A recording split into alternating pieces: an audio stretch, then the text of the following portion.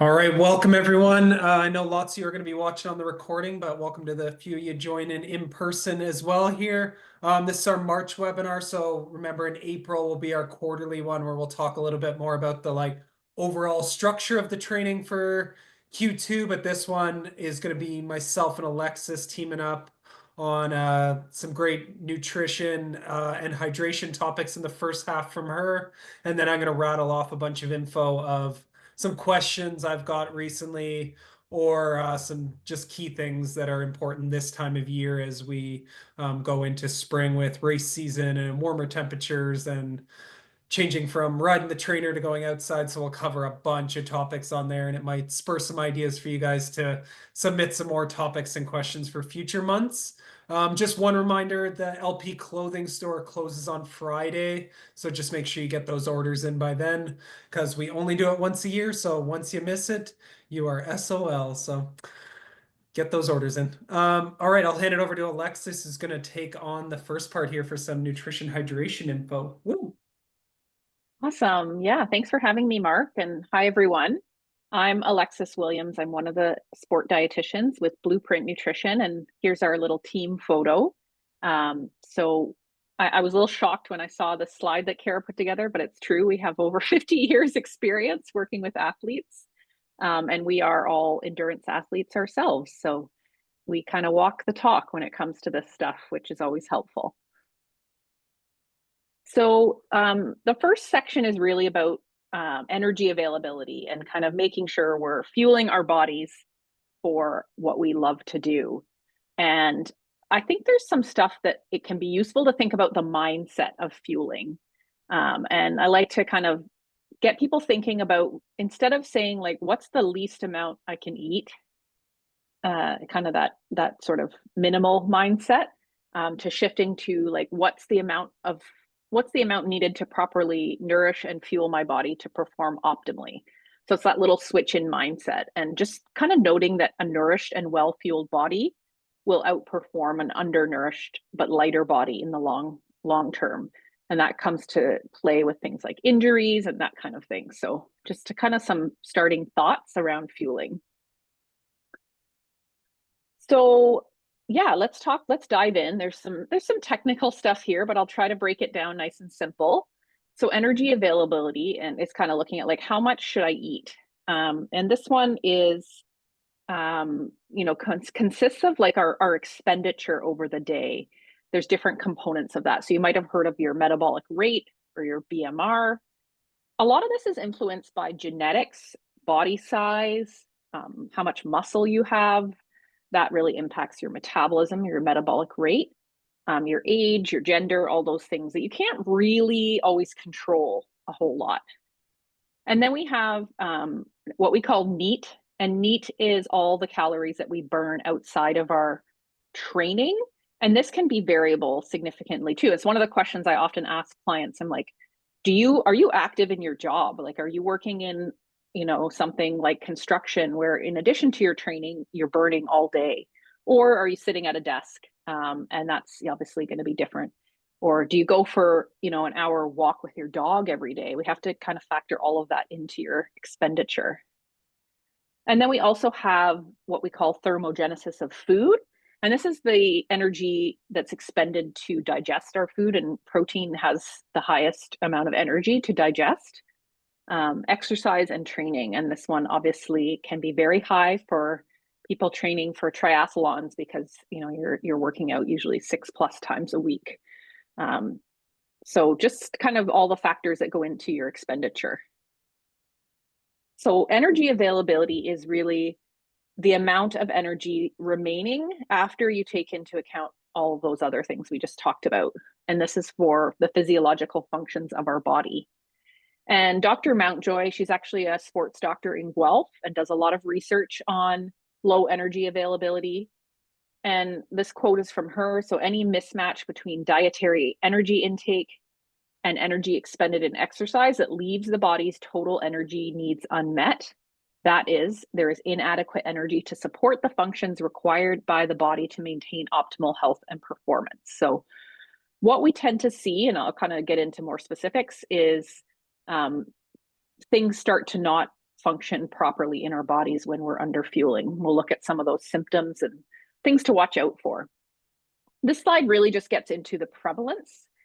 It's shockingly high, especially in female endurance athletes. So 65% of female endurance athletes are at risk for low energy availability. And the estimated prevalence of what we call LEA, or low energy availability, or relative energy deficiency in sport indicators in females is 23 to 80, almost 80%, and in males is 15 to 70. So one of the things to remember here is this is not just, it's not gender specific. It can happen to any athlete if they're not putting enough in based on what they're putting out, taking out of their bodies. So really, when we look at this happy green in the middle, we're matching our intake with our output. So we'll talk a little bit more about that. And the causes of low energy availability can either be a low intake with a high output, or can be other reasons that cause that to shift the wrong way, like a very, very high training load, and again, not really having enough energy coming in. So this is not like meant to be like scary, but it's also a good, I think, reminder. So there's things that affect us with low energy availability that affect our athletic performance. And those are the ones on the left here. So things like decreased power, decreased endurance, strength, motivation to train, cognitive performance, and recovery. So those are like some of the sport specific. On the other side is all the health specific ones. And, these are really interesting. Some of the ones that I've seen happen with athletes recently, impaired lipid metabolism. This one was really interesting. So you can actually end up with your cholesterol increasing if you're in a state of low energy availability. And obviously that's not great from a heart health perspective. And same with blood glucose. So there's a whole other host of health kind of things that can happen. One of the more commonly known ones is bones, like our bones become weaker, we lose bone density, we might put ourselves at risk for stress fractures, things like that.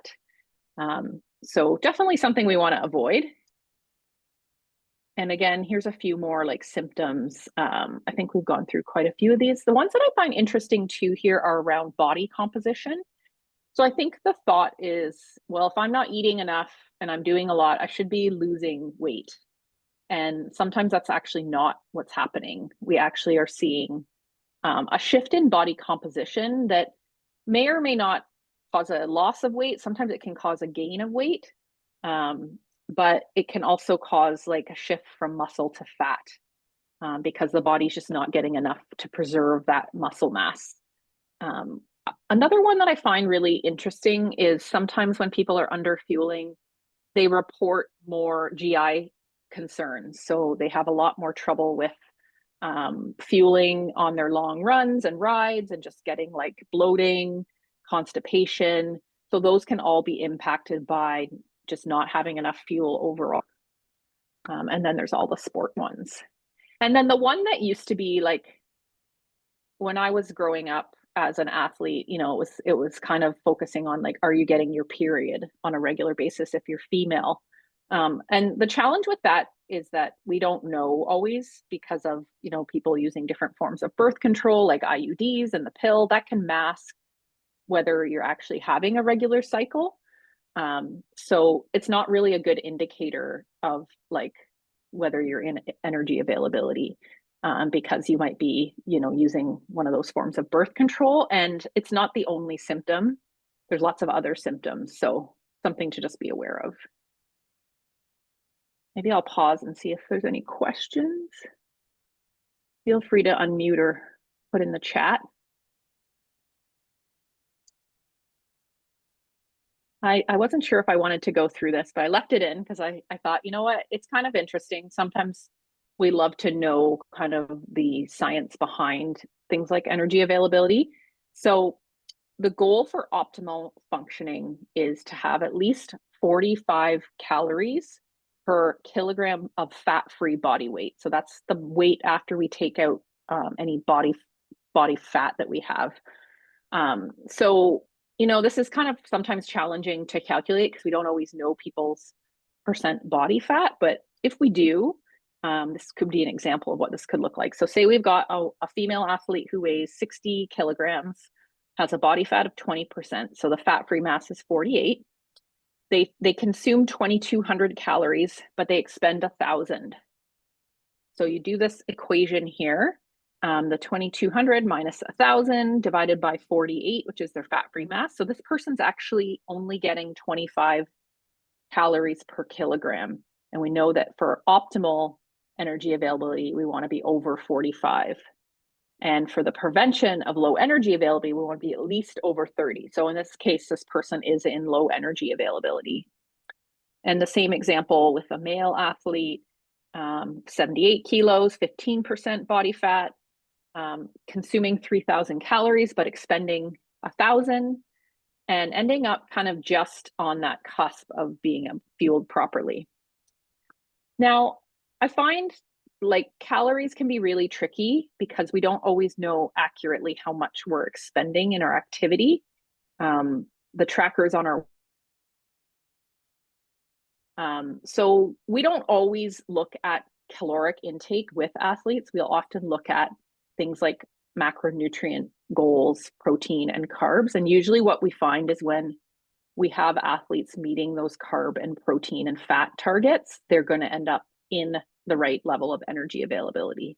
So it doesn't mean that you have to count calories, is I guess my point here.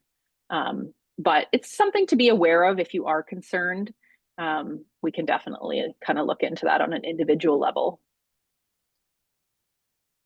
So what do we do with this information? I think here's some really practical strategies to prevent low energy availability. Eat within 1 to 2 hours of waking up. So that means no skipping eating before you train early in the morning. Trying to eat 3 meals a day, going no longer than 4 to 5 hours between eating. Not ignoring our hunger cues. So kind of becoming more aware of when we're feeling hungry. And sometimes those can be blunted when we underfuel chronically. And then using these performance plates that I'm going to show you to guide your intake. So performance plates, you might have seen like the Canada Food Guide plate, which is obviously not targeted at endurance athletes. So that one is half a plate veggies, quarter protein, quarter starch. Whereas we're looking to shift that balance a little bit to have a little bit more grains, still having the protein and, maybe a little bit less of the vegetables. And one way you can, maximize this is to have like starchier vegetables. So including things like squash and corn and sweet potatoes as part of your veggies can also help kind of give you both carbohydrates and the vitamins and minerals that you get from vegetables. Okay, so a couple other kind of workout related strategies to prevent low energy availability. We like to say wrap your workouts in good nutrition. So we want to avoid fasted workouts. So trying to have something with at least say 30 to 50 grams of carbs and 5 to 15 grams of protein before a workout. That could be in the form of something quick and easy to digest, like, maybe some juice with a little half scoop of protein powder, or, toast with peanut butter. There's lots of different ways you can get this amount. And you just kind of have to practice and get used to fueling before workouts. Having a recovery snack within 30 minutes after workouts is another way to kind of prevent low energy availability. And also fueling your training. So when we're working out for longer than 60 to 90 minutes, we want to make sure that we're fueling the workout so that we're not putting ourselves in a big hole from a fuel perspective. Also going to help with the performance within that workout. And then just kind of being aware that as your training goes up, nutrition goes up with it. And this isn't always easy. Like we don't always feel hungrier, or we aren't always aware that these small increases in time training or mileage or intensity, or say you're training for a triathlon, but you've decided to join a hockey league or something on top of it. So that you've got to think about every time you add a new activity, we need to add more fuel. So any questions on the energy availability stuff before I jump into hydration and electrolytes?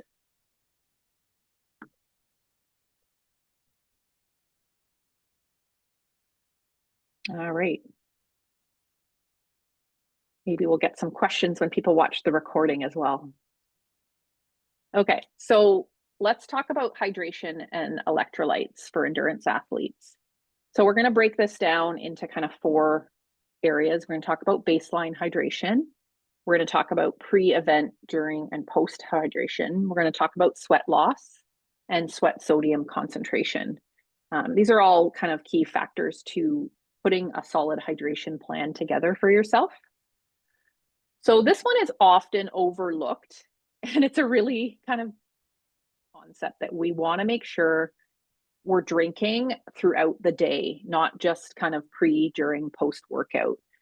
And usually for women, this is usually around like the 8 glasses or nine cups, 2 liters. And for men, it's usually close to 3 liters to be hydrated, kind of baseline.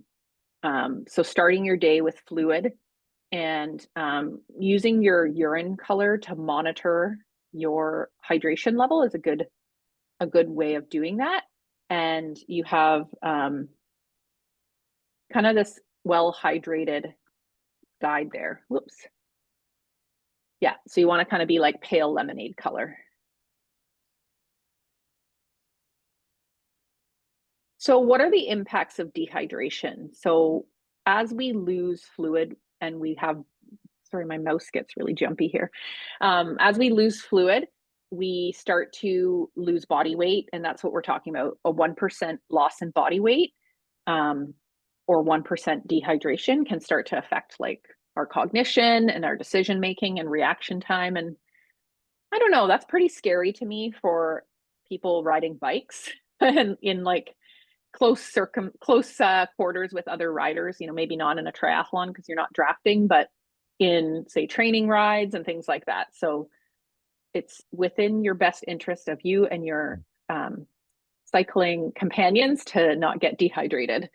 As we start to become more dehydrated, that's where we start to see the decrease in performance. And we often don't feel thirsty till we're already 2% dehydrated. So relying on thirst is not always enough here. Once we get to 3%, we're starting to see like heat relate, like kind of more dehydration related injury, decreased power. So you don't have to replace 100% of what you take in, but we don't want to become more than, you know, 1.5 to 2% dehydrated in a race or a training session. So these are some general guidelines that before exercise, we want to have 5 to 10 milliliters per kilogram of body weight. And there's an example here for 70 kilogram triathlete. They would have 350 to 700 mils in the 2 hours before exercise. So I always suggest like race morning, you're taking a big, like a decent sized bottle of sport drink and you're sipping it from the time you get up till like, and you might even need more than this if it's more than 2 hours from when you get up to when you race, which it usually is.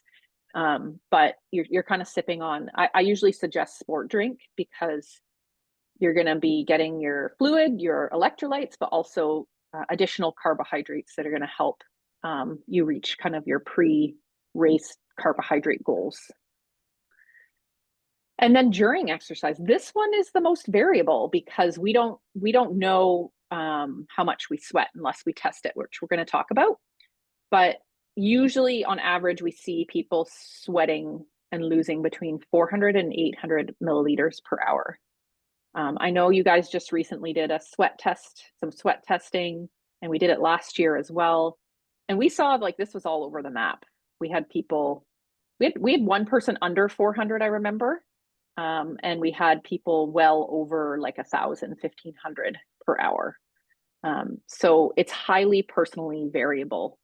And then when we talk about after, again, this depends on how much you lost during, but we want to have 1.25 to 1.5 liter per whatever, if we lost a kilogram of body weight loss. So this person lost 1 kilogram in the workout, so they're having roughly 1.25 liters after.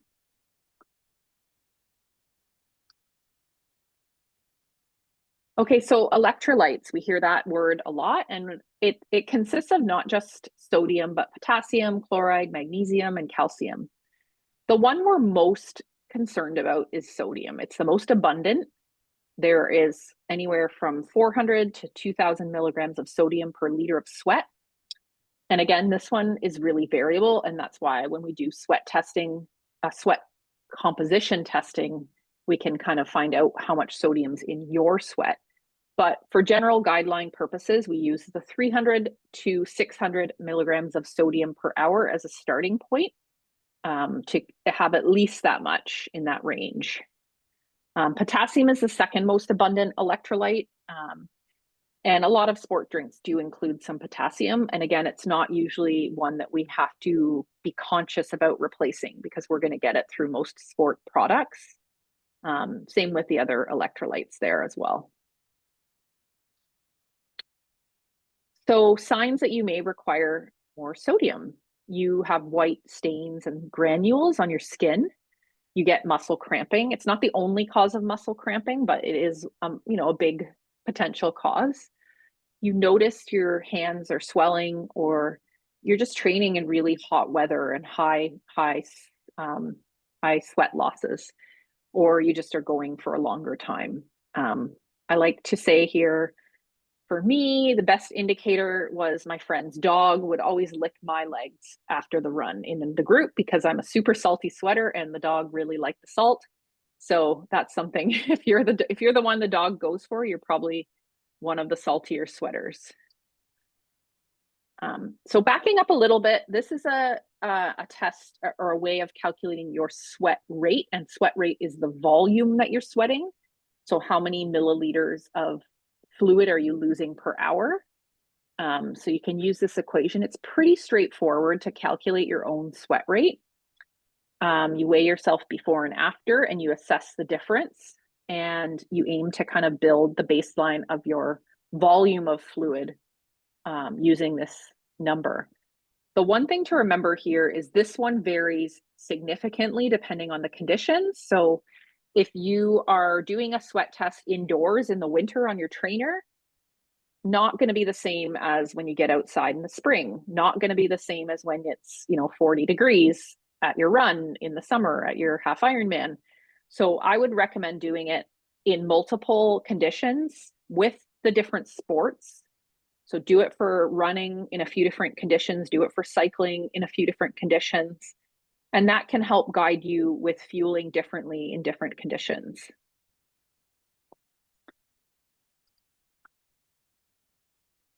So again, our hydration plan tips. So we're starting with a base of usually 400 to 800 mils an hour. Generally, every gulp we take is 1 ounce. So if we know that we need to get 500 milliliters in an hour, that's 16 gulps. So if you're drinking every 10 minutes, it's 2 to 3 gulps every 10 minutes. So sometimes it's good to start paying attention to these things, because if you're not, it's like, I find it's easier on the bike to kind of dial in your numbers because you're carrying your own bottles and you kind of know, like, you can mark your bottles. Where it gets tricky is if you're on the run and you're kind of relying on aid station hydration. You probably really want to get to know like the size of your gulp from a little cup and start to kind of understand like how much are you actually taking in when you hydrate that way. Oftentimes I'll recommend that clients take a water bottle out of T2 that they can like throw out at a garbage can later on, like just to make sure you're getting a good start to your hydration on the run. But you can also rely on like what you're getting on course as well. So definitely easier on the bike though, with having somewhere to store your fluids.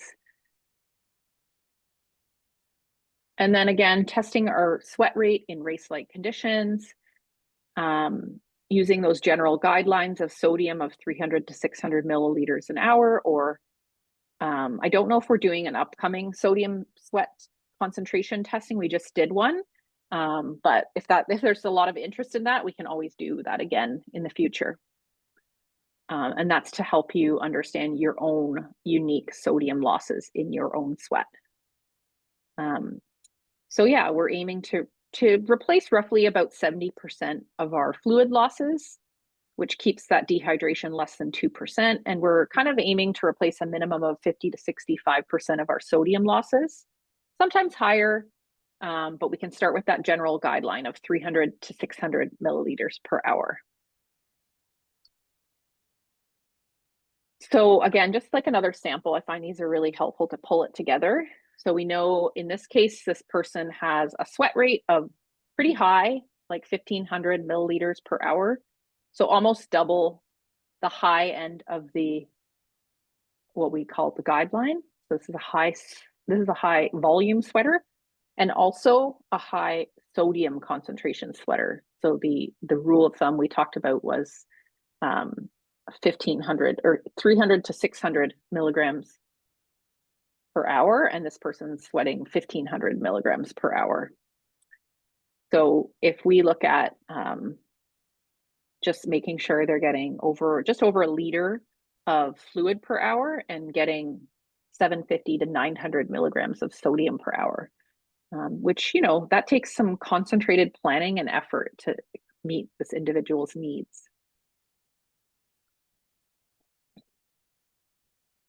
So some other practical considerations here are checking what's being served at your goal race so you can practice or carry your own products, reviewing your results or using those generic guidelines if you haven't done the testing, kind of starting at a certain point. And, you know, if you're using the general guidelines, like see how you do at, you know, the low to mid end of the range. And then if you feel like you need more, you can up it from there.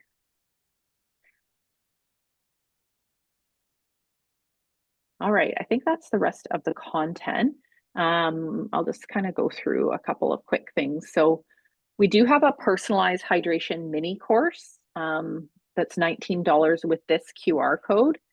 So that's a good, like, it's kind of like pre-recorded videos of us going through more detailed content on hydration planning. So that's something if you want to dive deeper on this, you can take advantage of. And then our other program that we have is Fuel to Perform. It's a self-paced course online. It kind of covers everything in great detail on pre, during, post, a lot of the things we talked about, but in way more depth and detail.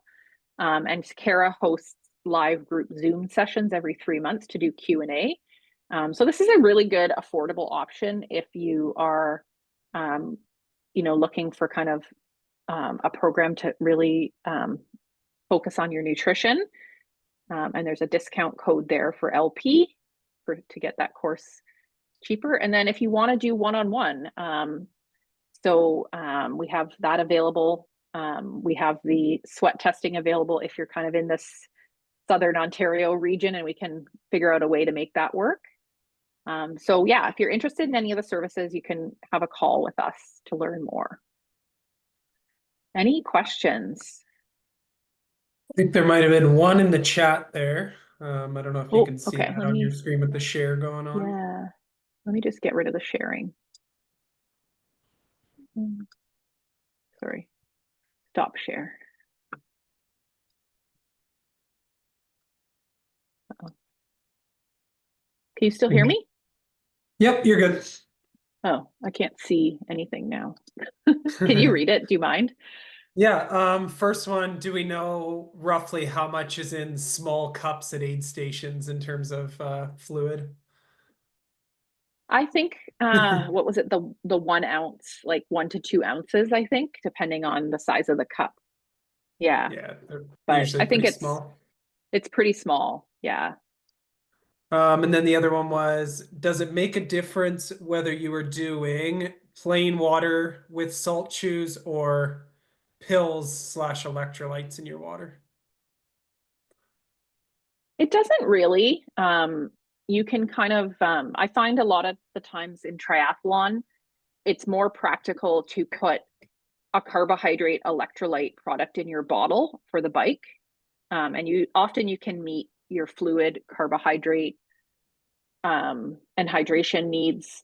You'll probably need to supplement some additional carbohydrates from gels or other sources.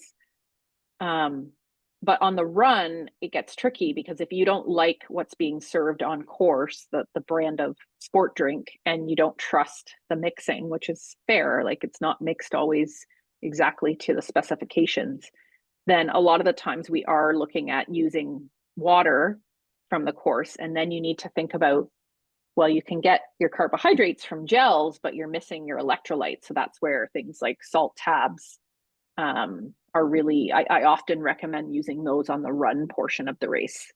You can definitely still use them on the bike as well, but oftentimes you can get like a higher sodium mix and put that in your bike bottles. Does that answer the question? I think that's probably good. Yeah, like in an Ironman, for example, on the run there, I would use something like those salt pills, and then I would also do like in my run bag and my run personal needs bag, which you get at the middle, like an electrolyte kind of concentrated little bottle that I can just sip on as well. And then between those two, I find I can keep up on my electrolytes as well. So yeah, it is a challenge when you get in those like Ironman sort of run legs, especially for full distance. So it's a Yeah. challenge. Yeah, awareness is the key. Alexis, thank you so much. Like I asked Alexis to do these two main topics around low energy availability and hydration because even the most seasoned athletes like myself, I need this reminder every spring as well when we start to ramp up training.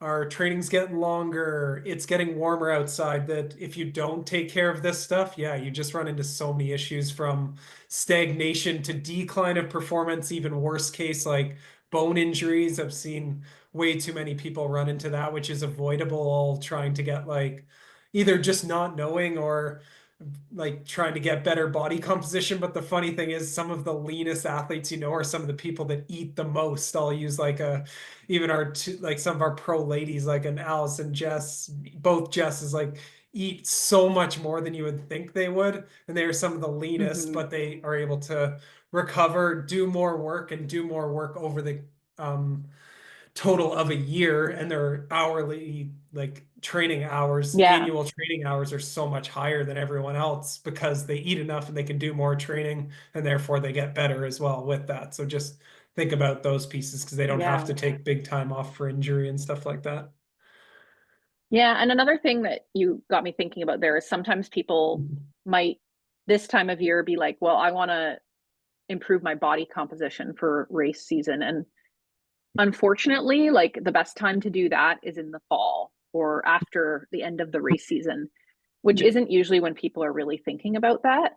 But it's really hard to lose body fat, like kind of be in like a body composition change mode while you're asking your Mhm. body to train at like a higher volume, and you're starting to ramp up, intensity, volume, all those things. So it's best done if that's a goal of yours in kind of the foundation season. And, even getting ahead of like preventing that sometimes the gain we see over like Christmas and those holidays. So might not be what you wanted to hear, but that's something that I often have to remind people.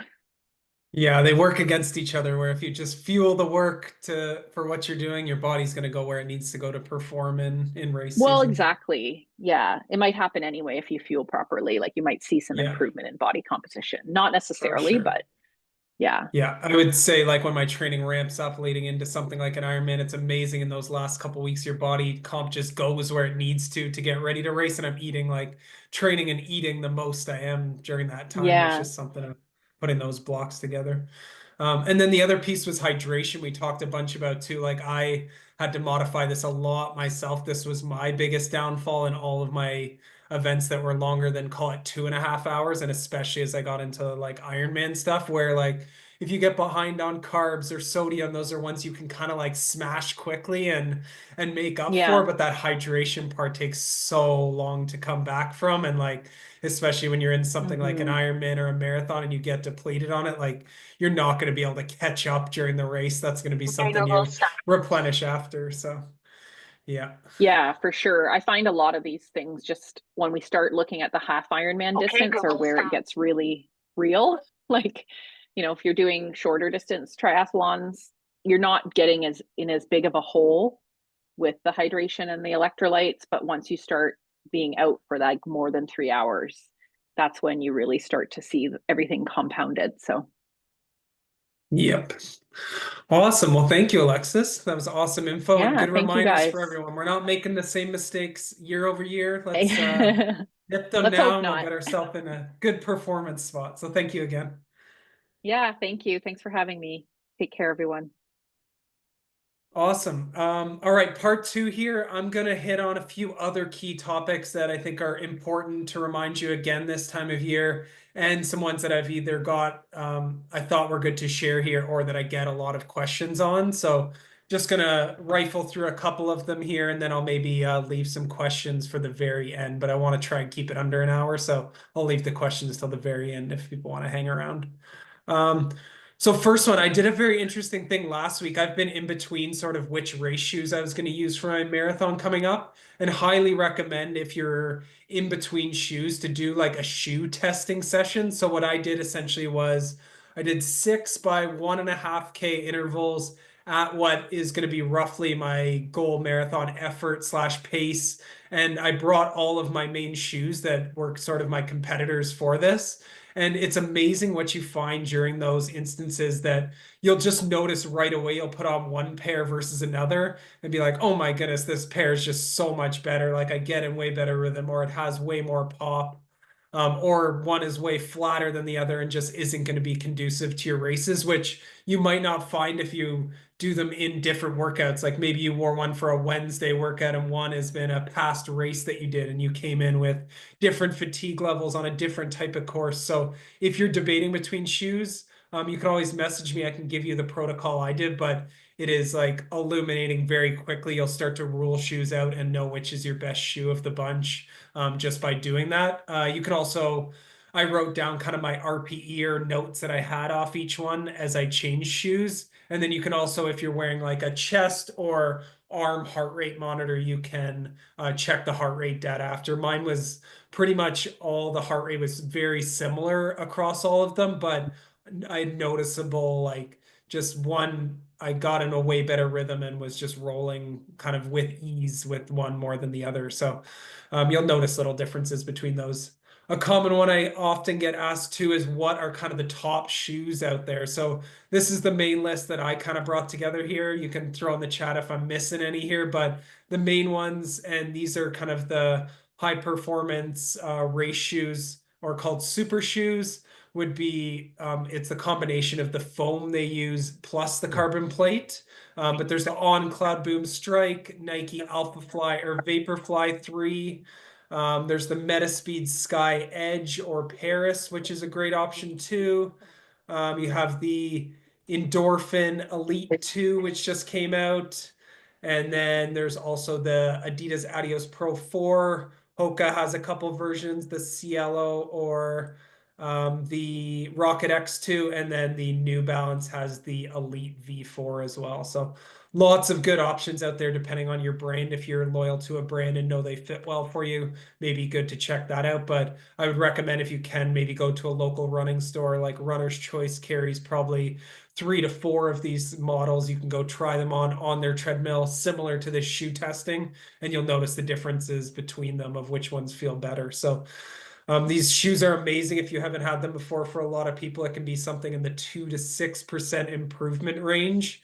Definitely athlete dependent and kind of the speeds you're running as well and how you respond to those shoes. But a common one I get is like, oh, I'm too slow to use carbon shoes. I heard it's only like for the elites, like under 4 minutes a K, but a lot of the research I've seen is most people even under like 6 minutes a K, 5:30 a K are still going to get that benefit. And then again, there's the placebo part of like, there's something when you put those race shoes on that you know that it's like go time, you put that sort of race hat on and you just bring that extra focus. So there's something to the placebo side of things as well. So that's kind of on the shoe side of things there.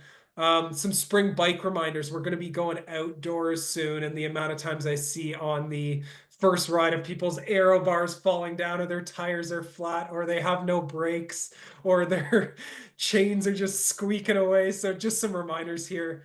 When you start riding outdoors, tighten all of your bolts. You might have sweat on a bunch of them or have loose ones. Checking your tires to see, do they still have tread on them? Are they true? Like, do you have a tire that maybe has a tube that's not in there, correct? Or have you bent your rim over time? Are your tires pumped? Are your brakes working correctly? A lot of times with disc brakes, you might need to give them a quick clean because they've had a bunch of sweat on them. They're going to be all squeaky when you first start riding outside. So maybe do a loop of your block first if you need to check that. And then a clean and lube of your chain. You've been sweating on that all winter, so make sure you do that. So usually a hose down of your entire bike, degrease that chain, another hose down, and then fresh lube on it. Making sure to check your shifting. So oftentimes people might have different size cassettes on their indoor versus outdoor bike. So if you had everything running perfectly indoor, that doesn't mean it's necessarily going to be perfect outdoor. So you might need a tune up from your bike shop if you don't know how to make those minor tweaks. And then the final piece is pedals and cleats. So sometimes I've seen people using different cleat systems indoor to outdoor. A funny one when I was at Ironman California, the amount of people that rode Pelotons and then came and rode their outdoor bikes for their Ironman and realized they had the wrong cleats and had to get flat pedals put on their bike for a 180-kilometer ride. I've seen it before, so just making sure if maybe you're using like a kicker bike inside and your regular bike outside, or different pedal systems, that you've checked all that, and then that you have a helmet that's in good condition as well. Some outdoor reminders. I know some people aren't going to like to hear this from the type A people, but outdoor reminders: obey the rules of the road. We all have families and work life to go to beyond this. So you don't need to be running lights, running stop signs just because you're in the middle of an interval. Personally, I don't even use really Garmin workout mode when I'm outside. I remember most of the workouts I make for outdoor are pretty simple. So it might be 4 by 10 minutes. And if I have a stoplight that's going to come in the middle, it's okay to split that interval into 2 5-minute intervals and lap and do the manual lap of your bike computer or watch and split the interval up so you don't have to make some crazy turn or run a light. It's not worth it risking your life for this. And then also, cyclists have enough of a bad rap on the road. We don't need to add to that. Let's be friends with the motorists out there. And then just remember, if you're riding with the group at all, signaling turns or if you see potholes. And then if you're drafting, especially if you're doing anything in the aero bars, making sure you're keeping a bit of a gap so you have time to get up on your brakes and still respond to if an athlete's slowing down or dodging a pothole and things like that. And then a big common one I see is power meter differences indoor and outdoor. So personally, my Wahoo kicker, for example, reads about 15 watts higher than my power pedals. So I've been duped in the past of like, oh man, I'm crushing it indoor training. I go outside and I'm all confused. So what I actually do now is I use my pedals for all of my indoor riding. I still pair my kicker as my controllable, so I get the Zwift hills and stuff like that. But I know that I'm going to be using the same power meter indoors as outdoors so that I know that fitness is going to translate. For some people, you'll find you can push the power a little bit easier outside, but at least I know I'm using the same power meter. And then just keep an eye if you have different crank lengths. You can check that in either the settings. If you have like Garmin or Asioma, you can check in the settings of those the crank length to make sure you have the correct length. Or on your bike computer as well, you can adjust it on there. So again, if you have the crank length off, that can give the wrong power readings as well because it thinks your crank is different and it's doing it based on a certain algorithm on that. So just some spring bike reminders there to get yourself starting to think about that stuff, as we're probably going to get some double-digit days coming up and be able to ride outside. Next one, a lot of us have some races coming up, whether it's marathons, half marathons, triathlons in the next bit. So a lot of the workouts we'll be putting in there will be some race pace testing in some smaller chunks. So you saw my quote that I put in for this week, that training is about improving fitness and not proving fitness. So you don't need to be going to the well trying to figure out exactly where you're at every single workout. Like, the workouts are all part of that week, that training block leading to your race. So testing in smaller chunks as part of some key workouts will be key along the way, but don't feel like you need to force these A+ paces. When you get to races, remember that you're going to be tapered. You're going to be in these race shoes that might have an extra 2 to 6% for people. The race environment's going to get you fired up. You're going to be pushing the caffeine totals. You're going to have a carb load. All of those are percentages that can irk out an extra 5, 10 seconds a kilometer for a lot of people versus how it feels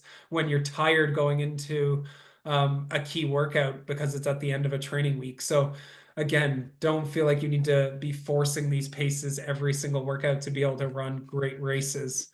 And then just remember practicing race fueling over the next little while. So using those exact kind of totals as well as products at least a couple times leading into that race is super important, just so you know your body knows what it's dealing with as it's leading into those. So testing that stuff, and then also testing that pre-race dinner and breakfast a couple times leading in, so you know that that's going to work with your system. Same thing with race gear, making sure whether it's on a couple short Wednesday workouts or the Sunday long run that you maybe put those race shoes on with the socks you're going to use, and know those shorts that you're going to use in singlet, and if there's any pain points where you need to be sort of lubing up certain areas so you don't get chafing and things like that. And then knowing for those races how you're going to hold that nutrition and hydration. So I use these like Nike free trail shorts in my races that have like some awesome pockets where I can hold my first gel in my hand and put 3 or 4 in my pocket for a marathon, and I'm good to go.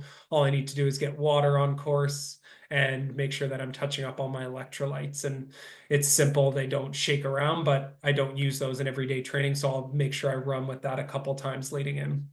And then just knowing a ways out what your taper plan is going to be. So obviously, if you're working one-on-one with a coach, then your coach will handle that. For those on the performance plan, that's what the volume guides are for, to make sure you're chopping down at an appropriate rate. And remember, performance plan, you can always send me your plan or ask me questions, and I'm more than happy to help if you're wondering how to taper things down, or if you have a race a couple weeks out, how to make adjustments on the plan. So you can always send me that message, mark@lpfit.ca, or on Facebook Messenger. Always happy to help.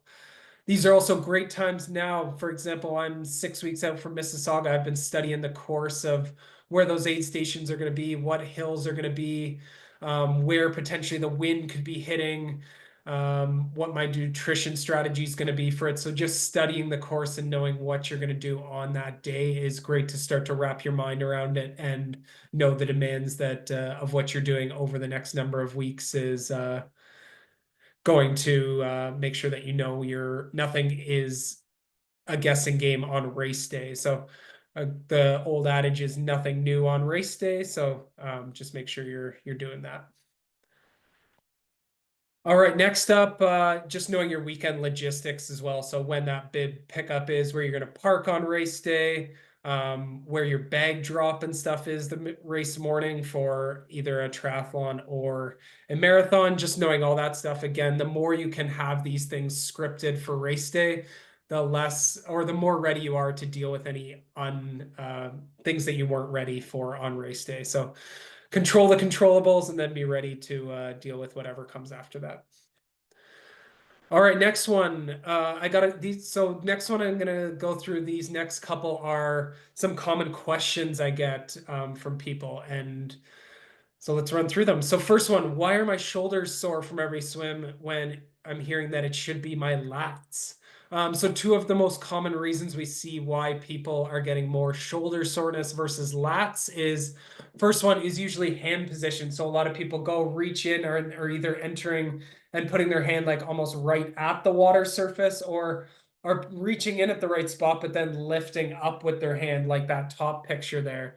So then all that means is when you're in that spot, then your first instance to get into the correct catch position, which is on the second bottom picture there, is you have to push down with your shoulder to get to that spot. So then now you're putting all this added pressure and tiredness on your shoulder versus when you do that correct entry like that second one, it's sitting there, and then you get to go right into that sort of lat activation spot, which is here, versus the push down is all the shoulder. So if you're feeling a lot of shoulder stuff, it might be coming from that hand entry position. So remember, usually about a foot below the water is where we want it on our glide before we get into that catch position. Second big one we see is not rotating enough. So if you're just flat like this and not doing any sort of rotation, again, it's very hard to get to this position. You have to go down with the shoulder as the more natural one, versus if you get in that long rotated position, then it's a lot easier. You get that little internal rotation, and then it's much easier to activate the lats and get in that correct catch position and pull through. So those are two of the main reasons we see why people aren't activating their lats and are getting a lot more shoulder tiredness. Some ways you can train it. Jeff has talked about this before, but in terms of dry land stuff, you can use swim bands, which are great for training that correct path. And then also some of the drills we put in there, everything from that like long dog drill where you can almost see yourself get into that great initial catch position, where usually when we're looking down at that 0 to 45 degree angle, when on our regular swimming, we're not seeing where our hand is there. Drills like long dog and sculling and things like that are great chances to be able to see where our hands are and get that feel for the water. And then once we get in that correct position, we can be using paddles, are a great spot to double down and start to build some of that lat strength. Again, in terms of dryland stuff, you can be using bands, regular bands or swim bands, and then also just regular stuff in the gym that we put in there, like lat pull downs and stuff like that. Another piece is like shoulder mobility, making sure that you're not limited in any shoulder mobility can go a long way to making sure that the stroke is in a good spot and you can get that full reach and glide through there versus being limited and not being able to get to that. And then the last piece of it to really activate everything is once you've got that good catch and pull through, making sure that you're finishing the stroke. So you can practice it every now and then by just having that thumb sort of just glide by sort of your thigh, which means you're finishing the stroke versus if you're shortening it, you might be finishing closer to like your side or your hip, which is you're just missing out on extra distance on every single stroke. All right, we still got 7 minutes. Couple more questions. A few people have asked me recently, what are some good ways to get caffeine in? So we know caffeine is one of the best performance enhancing substances out there. So takes some testing over time. So testing limits a little bit on key workouts. So I'll use an anecdote myself. The first time I used these sort of wake up carb things, I used two of them before a Wednesday workout, and that was 200 milligrams and definitely was too much for me before a workout. I was just like a little bit loopy going into it. It eventually settled and was fine, but usually now I use more like 100 milligrams before a workout, like a key workout. And then maybe a race is where I'm more using like 100 when I wake up and 100 just before the race. And then if it's a longer race, I'll maybe add a little bit during, but just do a little bit of trial and error because obviously when you're first using some of the caffeine stuff, it can give you a little bit of GI distress if you're not used to it.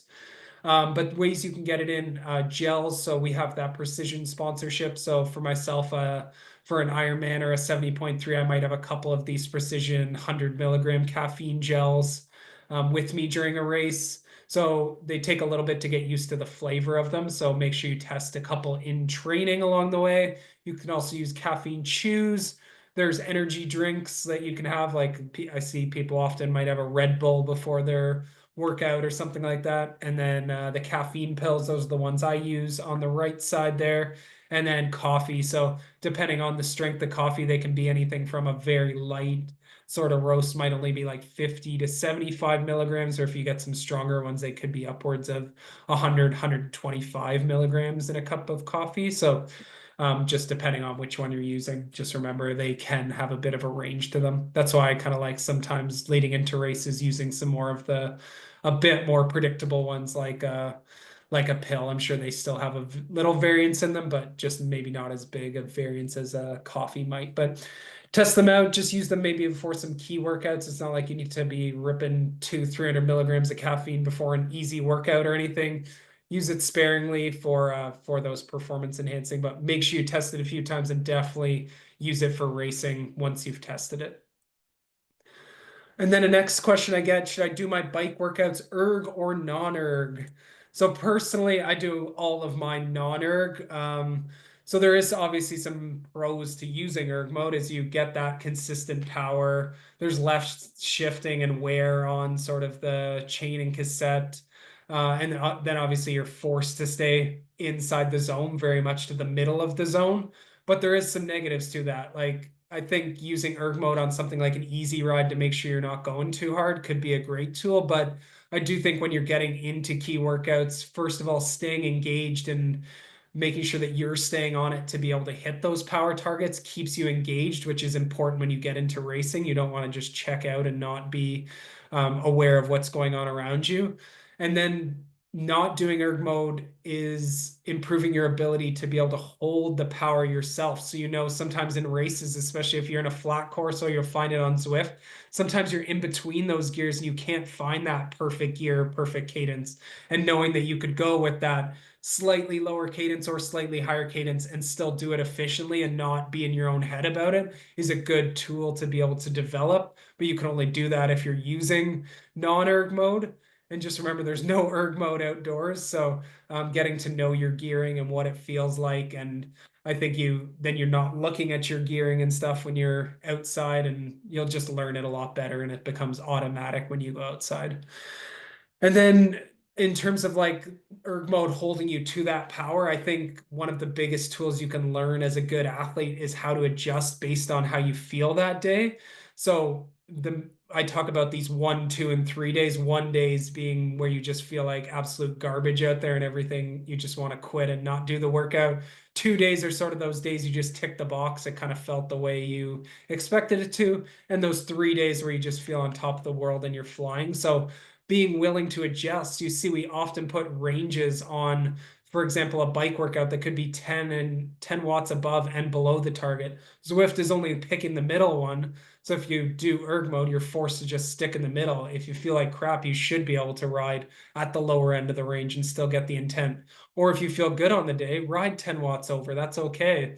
You just don't want to be riding like 50, 60 watts over. But the biggest tool you can have in racing is your RPE, and knowing how to adjust up and down depending on the day is a super important tool to be able to learn and tap into. So that's another piece of maybe not going erg mode.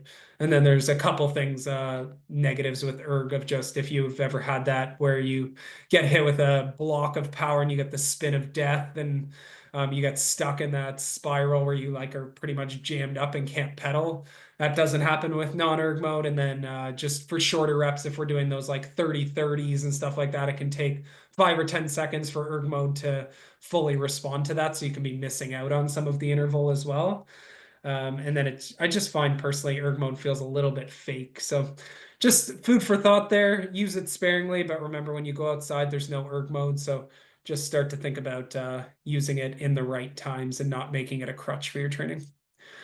And then final one, I had this last week, and I think every athlete's a little bit different on this one, but how should you adjust your workouts if you get sick? So it's always a little bit dependent on every sickness that you get, but usually first one you want to do is assess the severity. So for myself last week, I was starting to cough and I was all stuffed up and my head felt like I was going to explode. So I knew for me it was just best to take 2 to 3 days off.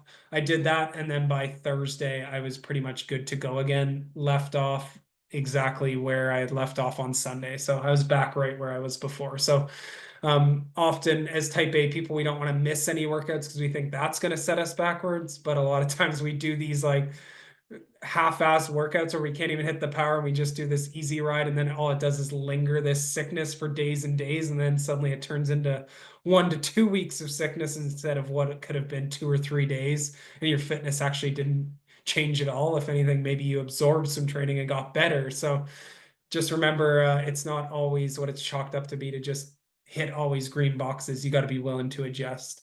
But yeah, if you have stuff, especially below the neck, like a cough, stuff like that, it's usually good to stop until you improve.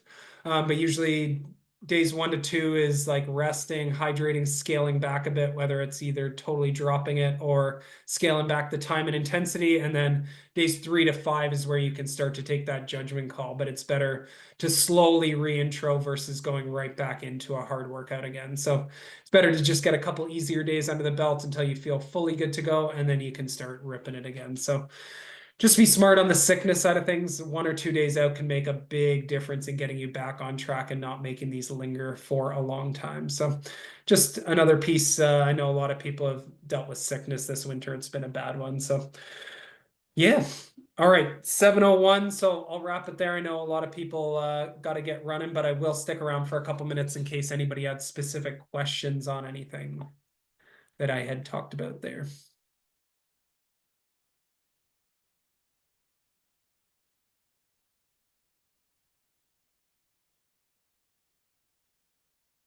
All right, if not, let's wrap it up there. Awesome session, guys. I'll post the recording as well, probably tomorrow, in case you missed any sections of it, it'll be up.